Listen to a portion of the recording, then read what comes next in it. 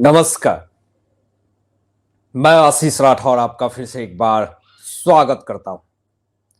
जब कानून के रखवाले किसी सेंसिटिव मुद्दे पे या फिर विशेष मुद्दे पे जब अपनी बात ना रखे या फिर न्यायपालिका उस मुद्दे पे अपनी एक सख्त रूप ना दिखाए, तो आप उसे कह सकते हैं कि वो कानून के रखवाले तो हैं लेकिन कैदी की समान है।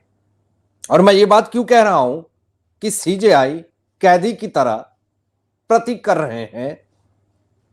और सिब्बल की फोन टैपिंग का जो मामला आया उस पर भी बात करेंगे। और बिहार के सीएम की जो मेंटल वाली स्थिति हो गई है, निकाल बाहर अंदर घुसा बाहर ये कर रहे हैं विधानसभा में, इससे आप समझ लीजिए कि महिला का इज्जत को बिहार के मुख्यमंत्री ने तार तार कर दिया है। और इससे बहुत ज्यादा नुकसान बिहार की जनता की छवि हुई है। लेकिन सबसे पहले बात करेंगे, शुरुआत करेंगे न्यायपालिका के ऊपर से। उन्होंने जो स्टेटमेंट दिया, जो बड़ी बात कही, इससे समर्थन तो मिल रहा है उनको, लेकिन एक ऐसा भी वारदात हुआ जिसपे चुप्पी साध लेने की वजह से उनकी पूरी तरीके से अपमान भी हो रही है। लेकिन देखिए जरा, पहले तो चीफ जस्टिस ऑफ इंडिया कहते हैं कि तारीख पे तारीख वाली अदालत नहीं बन सकता सुप्रीम कोर्ट। वकीलों को चीफ जस्टिस डीवाई चंद्रचूड़ ने यह बात पूरी तरीके से कह दिया कि सुप्रीम कोर्ट तारीख पे तारीख वाली कोर्ट नहीं बनेगी। यह बात कहने का मतलब आप समझते हैं कि सुप्रीम कोर्ट में जो पहले तारीख पे तारीख दे दिया जाता था, अब नहीं दी जाएगी, अब फैसला सुनाया जाएगा। लेकिन सवाल यह उठता है कि क्या ऐसे statement chief justice of India के देने से कुछ सुधार हो पाएगा? ना जाने कितने सारे ऐसे केसेस हैं जो लटके हुए हैं और मिलती क्या है? तारीख, सिर्फ और सिर्फ तारीख, उसके अलावा कुछ नहीं। बहुत सारे ऐसे लोग हैं जिनकी चप्पलें घिस जाती हैं लेकिन इंसाफ नहीं मिलता। और मैं ये बात क्यों कह रहा हूं कि आज अगर एक बिहार का मुख्यमंत्री इस तरीके का स्टेटमेंट देगा तो कहीं ना कहीं भ्रष्टता की उस सीमा को पार कर दिया नीतीश कुमार ने। स्टेटमेंट आपको दिखाते हैं और इस पे चुप्पी न्यायपालिका की अपने आप में बहुत तरह के सवाल पैदा करती है।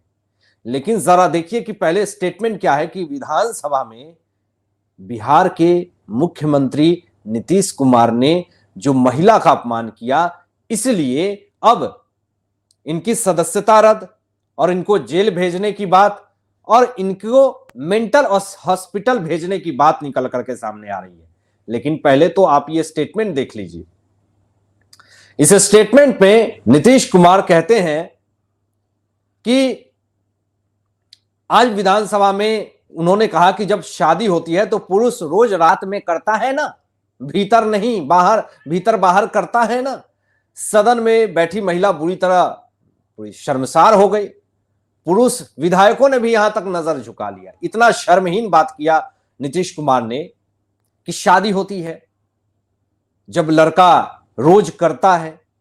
एक लड़की को मैंने पढ़ा दिया, तो जब वो अंदर करता है तो जब एक बार तो कह दिया पानी निकलता है, पानी जब निकलने लगे, इस तरह का वाक्य का प्रयोग किया, उन्होंने शब्द का प्रयोग किया, बाहर निकाल दीजिए।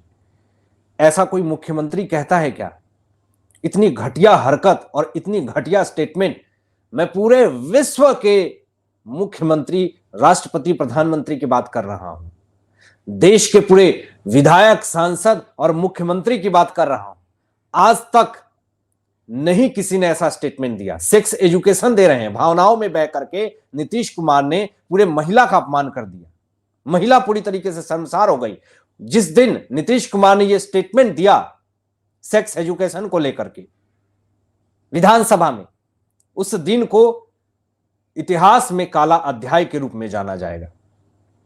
मैं बताऊंगा कि इस पर प्रतिक्रिया नीतीश कुमार का क्या आया, बेशर्मी की हद पार की।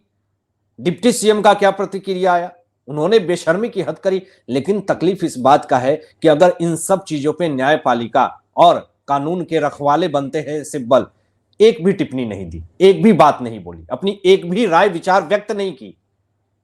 शर्मसार कर दिया पूरे देश को दोस्तों, ऐसी बात कह करके। कौन नहीं जानता है कि जनसंख्या को रोकने के लिए कौन सी परिस्थिति अपनानी चाहिए, क्या प्रतिक्रियाएं करनी चाहिए, क्या हरकतें करनी चाहिए, कौन से रास्ते अपनाने चाहिए, कौन नहीं जानता है। आपके विधानसभा में और टिप्पणी थी जातिगत जनगणना को लेकर के, ये बीच में सेक्स एजुकेशन लेकर के आ गए। मैं मानता हूं कि ये लीगल है, खुल करके बातें होनी चाहिए, लेकिन एक दायरे में। आपने पूरी तरीके से अपनी बेशर्मी की हद पार कर दी और ऐसा प्रतीक होता कि अब लगता नीतीश कुमार की मेंटल स्थिति पूरी तरीके से खराब हो गई। उनको ये भी लगने लगा है कि मैंने तो जाति के नाम पे इतने दिन तक वोट बटोरे बिहार में, लेकिन अब मेरा पत्ता जो है वो साफ होने वाला है। और ये उनके स्टेटमेंट से साफ तौर पे पता चलता है। जरा मैं आपको आगे दिखाता हूं। इतना बड़ा कांड हो गया, विधानसभा में बेशर्मी की हद पार कर दी नीतीश कुमार जी ने। एक भी स्टेटमेंट इन सब चीजों पे ना सीजेआई का है, ना कपिल सिब्बल का है। स्टेटमेंट क्या आता जरा देखिए। चिंता है फोन टैपिंग मामले में कपिल सिब्बल को, और उन्होंने क्या बातें कही जरा देखिए, सुनिए। कपिल सिब्बल ने कहा कि हैकिंग के आरोप पर मोदी सरकार की आलोचना की और कहा कि बीजेपी पर संविधान का दुरुपयोग करने का आरोप लगाया। मतलब खुद तो एक इंडी अलायंस का एक मुख्यमंत्री बैठ करके महिला को विधानसभा में शर्मसार करता, मतलब पुरुष विधायक भी नजरें झुका लेता ऐसे स्टेटमेंट को सुन करके कि अंदर नहीं घुसाना चाहिए, बाहर निकाल के गिरा देना चाहिए। तो ऐसे ऐसे कौन बोलता है? ऐसा कौन मुख्यमंत्री है? मैंने तो आज तक नहीं सुना। मुझे बोल करके शर्म आ रही है। आप सोचिए कि वहां जो महिलाएं होंगी उनकी क्या मतलब स्थिति हुई होगी। बताऊंगा, रो गई है केमल से, एक बीजेपी की भी महिला नेता रो गई। उनका स्टेटमेंट आपको दिखाएंगे। लेकिन ताज्जुब इस बात का है कि इतना बड़ा कांड हो गया, इतनी बड़ी स्थिति हो गई, लेकिन एक बार भी इस पे सिब्बल ने स्टेटमेंट नहीं दिया। इनको चिंता है कि मेरी कहीं फोन जब्त हो गई, अगर मेरी फोन हैक हो गई, अगर मेरी फोन टैपिंग हो रही है तो मेरा पूरा पोल खुल जाएगा, मेरी पोल पट्टी खुल जाएगी, पूरी दुनिया के सामने मैं एक्सपोज हो जाऊंगा। इनको यह चिंता है। यह चिंता नहीं है कि विधानसभा में एक मुख्यमंत्री ने महिला का अपमान किया और सेक्स एजुकेशन को इतना घटिया तरीके से एक्सप्रेस किया। सोचिए जरा, देखिए आगे आगे यहां पे कपिल सिब्बल कहते हैं पहले तो आपको यह बताता हूं कि 4 नवंबर को छत्तीसगढ़ में एक रैली को संबोधित करते हुए मोदी जी ने कहा कि मुफ्त राशन योजना को 5 साल के लिए मोदी सरकार बढ़ाएगी, जिसमें 80 करोड़ गरीब लोगों शामिल होंगे। यानी 80 करोड़ लोगों को 5 साल तक और मुफ्त राशन दिया जाएगा। इस पे कपिल सिब्बल क्या स्टेटमेंट देते हैं? कहते हैं कि इस मोदी की घोषणा पे कटाक्ष किया और कहा कि मुफ्त राशन योजना को 5 साल के लिए जो मोदी सरकार ने बढ़ाया है, तो सिब्बल कहते हैं कि 10 साल के अच्छे दिन के बाद भी इसकी जरूरत थी क्या? दोस्तों, सिब्बल ने कांग्रेस छोड़ दिया, आज सपा में स्थिति ऐसी है कि कोई पूछता नहीं है, कोई बुलाता नहीं है, फिर भी ये पहुंच जाते हैं। इंडी अलायंस के मुंबई में गए हुए थे और बात करते हैं कि 10 साल में अच्छे दिन, जो अच्छे दिन मोदी सरकार ने लाए हैं उसका आप अनुमान भी नहीं लगा सकते हैं, उसकी आप परिकल्पना भी नहीं कर सकते हैं। ज्यादा गहराई में नहीं जाऊंगा, लेकिन सवाल मुद्दे पे आते हैं। मुद्दा यह है कि आज आपको अच्छे दिन की चिंता है। एक मुख्यमंत्री जब इस तरह की बातें करता है विधानसभा में, और ये जो मुख्यमंत्री है बिहार का, ये कोई सेक्सोलॉजिस्ट नहीं है, बिहार के ये मुख्यमंत्री हैं, और नीतीश कुमार ने बेशर्मी की हद पार कर दी। लड़कवा तो रोज रात में लड़कियां के साथ सोता ही है ना, उसके बाद जो होता है, मतलब मैं बोल नहीं पा रहा हूं, इस तरह का स्टेटमेंट उन्होंने दिया। सोचिए, लड़कवा रात को रोज लड़कियां के साथ सोता है, करता है, बाहर निकाल देना, घुसाना, ये तमाम चीजें जो इस तरह का बात, ऐसा कोई वाक्य बोलता है क्या? ऐसा कोई सेंटेंस बोलता है क्या एक मुख्यमंत्री, वो भी विधानसभा में? अब मैं आपको जरा दिखाऊं पहले कि इस पर एक डिप्टी सीएम अब इतना बड़ा बवाल हो गया तो डिप्टी सीएम का कोई स्टेटमेंट तो आना चाहिए। डिप्टी सीएम ने भी सारी हदें पार कर दी। जो स्टेटमेंट दिया, नीतीश कुमार को सपोर्ट कर रहे हैं तेजस्वी यादव, जरा सुनिए वो क्या कह रहे हैं कि मुख्यमंत्री नीतीश कुमार के बयान को दूसरे नजरिए से देखना सही नहीं है, और तो केवल सेक्स एजुकेशन की बात कर रहे थे जिसकी पढ़ाई स्कूलों में भी होती है। मतलब सोचिए, सेक्स एजुकेशन के बारे में बात करना यह गलत नहीं है, लेकिन तरीका गलत था नीतीश कुमार जी का विधानसभा में। भावनाओं में आकर के वो बोल दिया जो उनको इस तरीके से नहीं बोलना था। और जब सामने बीजेपी के तमाम विधायक जब उनको समझा रहे थे, जब उन नेता बीजेपी के समझा रहे थे कि ये क्या बोल रहे हैं, तो आप रुकिए ना, मैं बता रहा हूं ना। और मेरी बात पत्रकार लोग भी समझिएगा, मेरी बातों को पत्रकार लोग भी अच्छे से सुनिएगा। ये क्या है, जिसको जुबान पे कंट्रोल नहीं, किसी चीज को कैसे एक्सप्रेस करना चाहिए, वो बिहार की जनता की, बिहार की क्या सेवा करेंगे? सोचिए जरा, कितना सोचनीय है। अब बेशर्मी की हद पार कर दी, और बेशर्मी को सपोर्ट करने वाले तेजस्वी यादव ने अपना स्टेटमेंट भी दे दिया। लेकिन जिन्होंने बेशर्मी किया नीतीश कुमार जी ने, अब उनका भी स्टेटमेंट आपको दिखाते हैं कि उन्होंने क्या स्टेटमेंट दिया। सुनिए जरा, देखिए। नीतीश कुमार जी कहते हैं कि अगर मेरी किसी बात से तकलीफ हुई है तो अपने शब्द वापस लेता हूं। मैं अपनी खुद निंदा करता हूं। मैं न सिर्फ शर्म कर रहा हूं बल्कि दुख भी प्रकट कर रहा हूं। पहले तो यह बात आप ऊपर वाले सेंटेंस को देखिए कि अगर मेरी किसी बात से तकलीफ हुई है तो अपने शब्द वापस लेता हूं। इसका मतलब दोस्तों आप समझे, किसी बात से अगर किसी को तकलीफ हुई है तो ये अपने शब्द वापस ले रहे हैं। आप अपनी जुबान से निकली हुई बोली और बंदूक से निकली हुई गोली कभी वापस आती है क्या?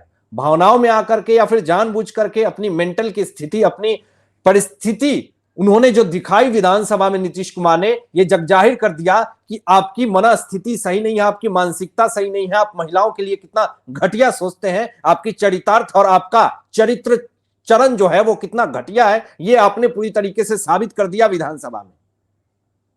और आप अपने शब्द वापस कैसे ले सकते हैं?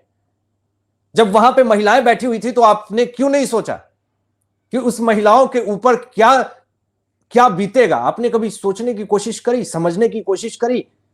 महिलाएं रो रही थी, मैं वो तो दिखाऊंगा। आगे जरा सुनिए, आगे नीतीश कुमार ने क्या कहा। कहते हैं कि मैं अपनी खुद निंदा करता हूं, मैं ना शर्म कर रहा हूं बल्कि दुख भी प्रकट कर रहा हूं। अपनी निंदा खुद कर रहे हैं, शर्म कर रहे हैं, दुख प्रकट कर रहे हैं। दोस्तों, अपनी निंदा कौन करता है? दुख कौन प्रकट करता है? शर्म कौन करता है? जिसने गलती करी है। यानी नीतीश कुमार ने यह एक्सेप्ट कर लिया कि मैंने विधानसभा में महिलाओं का अपमान किया है, महिलाओं की बेइज्जती की है, महिलाओं को वो बोल दिया जो नहीं बोलना चाहिए था। महिलाओं की सम्मान पूरी तरीके से इन्होंने तार तार करके रख दिया। ऐसा सोच नहीं सकता इंसान, वो नीतीश कुमार जी ने विधानसभा में बोल करके पूरे महिला को अपमान करके रख दिया। अभी आपको दिखाते हैं, पूरी तरीके से मामला गर्म है, लेकिन शर्म इस बात का है कि कानून के रखवाले इस पे चुप हैं, न्यायपालिका चुप है, सीजेआई चुप है, कपिल सिब्बल कन्नी काट करके बैठे हुए हैं। इस पे एक भी स्टेटमेंट इन्होंने नहीं दिया। अभी तो यही नहीं, मामला आपको दिखाते हैं, जरा देखिए। ये दोस्तों, यहां पर विजय कुमार सिन्हा जी ने बड़ा स्टेटमेंट दिया। माननीय नेता प्रतिपक्ष हैं, इन्होंने कहा कि पलटू कुमार जी को इस्तीफा दे देना चाहिए। वर्तमान के बयानों से यह साफ साफ जाहिर होता है कि उनकी मानसिक स्थिति ठीक नहीं है। अब वह बिहार के बागडोर संभालने की स्थिति में नहीं लग रहे हैं। साफ तौर पे कटाक्ष किया गया इन पे। यहां पे बीजेपी के बड़े नेता गौरव भाटिया जी कहते हैं कि यह हमारे लोकतंत्र के लिए दुखद दिन है कि हमारे पास नीतीश कुमार जैसा मुख्यमंत्री है, जिसने ऐसा निंदनीय अस्वीकार्य बयान देकर न केवल देश की हर महिला का अपमान किया है बल्कि हर नागरिक, खासकर बिहारियों का अपमान किया है। सोचिए, चारों तरफ से स्टेटमेंट आ रहे हैं, चारों तरफ से प्रतिक्रियाएं आ रही हैं, लेकिन इस पर एक भी प्रतिक्रिया सिब्बल का नहीं आया, एक भी प्रतिक्रिया नहीं आया, एक भी स्टेटमेंट नहीं आया। इससे आप क्या समझते हैं? इससे यही समझ लीजिए कि इन्होंने पूरी तरीके से तार तार करके रख दिया, महिलाओं का अपमान करके रख दिया। अभी देखिए, आपको दिखाते हैं। यहां पर अब जो मामला है ये है, जरा देखिए। बीजेपी ने लिखा कि बेशक निर्लज कुमार को अच्छे मनोचिकित्सक की जरूरत है, यही है इंडी अलायंस की मानसिकता। तो इनकी मानसिकता आपने देखी कि कितना घटिया, कितना नोच, कितना नीच और कितनी तुच्छ इनकी सोच है। जो मुंह में आया बोल दिया। और ये बात करते हैं, महिला आरक्षण बिल को लेकर के बात करते हैं, महिला सम्मान की बात करते हैं, और महिलाओं को किस तरीके से लड़कावा है। तो अरे वो करेगा ना, अंदर बाहर करेगा ना, घुसेरेगा ना, ऐसे कोई बोलता है क्या? इस तरह का स्टेटमेंट देता है क्या कोई मुख्यमंत्री? अभी इस पे दोस्तों, अब महिला पत्रकार हैं ये, इन्होंने बहुत बड़ी बात कही, जरा ध्यान से देखिएगा। ये आज तक की एंकर अंजना ओम कश्यप ये कहती हैं कि ये आदमी बिहार का सीएम है, नीतीश कुमार को कहा। बिहार में नीतीश कुमार की भाषा के सामने शर्म भी शर्मिंदा है। ये महिलाओं के खिलाफ भाषाई हिंसा है, और वो भी विधानसभा में। अब सिर्फ इधर से उधर पलटने के लिए नहीं, बल्कि फूहर भाषा और फिर निर्लज हंसी के लिए भी याद रखा जाएगा। इनकी निर्लज्जता देख लिया आपने, एक तो गलती कर दी और ऊपर से निर्लज्ज की तरह हंसता, दांत बिदोर करके हाथ हंसे विधानसभा में। सोचिए, बीजेपी के तरफ से तो साफ कहा जा रहा कि ऐसे मुख्यमंत्री को तुरंत इस्तीफा देना चाहिए, जेल में डालना चाहिए, सदस्यता रद्द करना चाहिए और दोबारा विधानसभा में घुसने नहीं देना चाहिए ऐसे लोगों को। तो आक्रोश बहुत ज्यादा है, ट्विटर पे लोग गालियां दे रहे हैं। ऐसी स्थिति आ गई है कि नीतीश कुमार स्टेटमेंट देने से अब बच रहे हैं। अभी देखिए, आपको यही नहीं, अभी आपको ये दिखाते हैं। ये बीजेपी की महिला नेता, उन्होंने कहा कि बिहार विधानसभा परिषद में जो नीतीश कुमार जी की महिलाओं के प्रति घृणित और निष्कृष्ट बातें सुनकर मानवता भी शर्मसार हो गई है। नम आंखों से भाजपा की माननीय विधान परिषद पार्षद श्रीमती निवेदिता सिंह जी ने कहा कि सदन में ऐसा काला दिन नहीं आएगा। आगे देखिए, यहां पे नीतीश कुमार के बयान पर रो पड़ी एमएलसी निवेदिता सिंह, फूट फूट करके रोने लगी। यहां यह भी देखिए कि नीतीश बाबू के दिमाग में एडल्ट फिल्मों का कीड़ा है। जनसंख्या नियंत्रण वाले बयान पर बीजेपी ने मुख्यमंत्री से इस्तीफा मांगा है और कहा है कि नहीं दे तो बर्खास्त करो, इनको हटाओ यहां से, ऐसे मुख्यमंत्री की कोई जरूरत नहीं है। तो आक्रोश पूरी तरीके से बीजेपी में भरा हुआ है और पूरी तरीके से नीतीश कुमार को लेकर के लोगों ने इनको कटाक्ष सुनाना शुरू कर दिया है। लेकिन इस पर एक भी स्टेटमेंट अभी तक नहीं आया सिंपल का। और ये बात करते हैं कि भारत में स्वतंत्रता मर चुकी है, और ये बात करते हैं कि महिला आरक्षण का हम समर्थन करते हैं, लेकिन महिला का किस तरीके से ये सम्मान कर रहे हैं और कितना घृणित तरीके से इन्होंने संसद के मंदिर में, विधानसभा में इस तरह का घटिया स्टेटमेंट देकर के खुद के व्यक्तित्व और खुद के संस्कार को पूरे देश में दिखा दिया, और पूरा देश इनको घृणित की नजर से देख रहा है। अब आप क्या सोचते हैं इन तमाम मुद्दों पे अपने विचार व्यक्त कीजिएगा, और ऐसे ही लेटेस्ट अपडेट पाने के लिए इस चैनल को सब्सक्राइब करके बेल आइकन प्रेस कर लीजिएगा और अपने दोस्तों में शेयर जो कीजिएगा। Thanks for watching my video. जय हिंद, सत्यमेव जयते।